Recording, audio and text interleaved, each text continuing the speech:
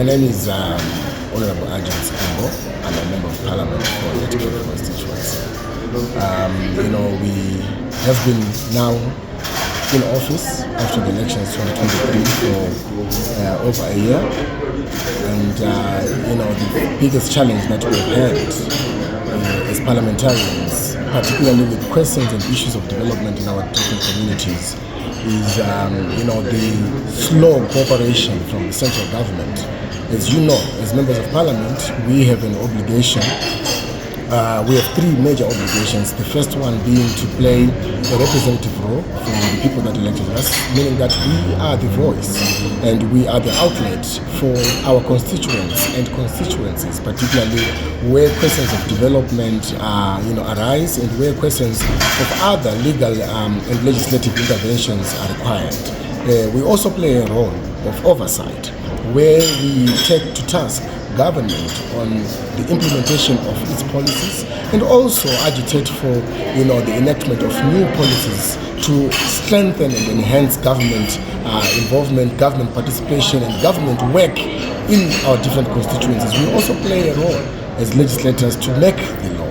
That is the role that we play when we gather in Parliament, sitting as both houses, the National Assembly and Senate. And utilizing these three capacities, in the past year we've tried to push for the central government to come, particularly in Hatcliffe, and address the infrastructural issues. We have a serious and major infrastructural problem in the part of Hatcliffe, which is Hatcliffe residential area, that is Hatcliffe One Consortium and even Hatcliffe Extension.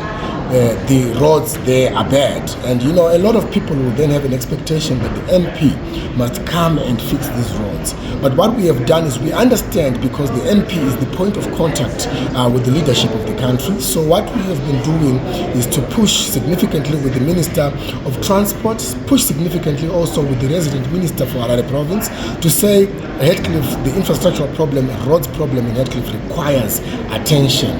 And we have gotten a few commitments, and we hope that those commitments will be followed through. And now, we are also happy that there seems to be a bit more traction in the disbursement of the Constituency Development Fund, the CDF. This is amounts of money which are budgeted for in the national budget for purposes of assisting developmental projects, minor as they may be, in our different constituencies. And the past year there was no disbursement of the CDF, which gave MPs a torrid time, because they've had to then dip into their personal pockets, dip into their personal funds in order to ensure development in our different constituencies. But the CDF coming through, we have had the promise from the Minister of Finance that this year the disbursements must be happening within this month of April.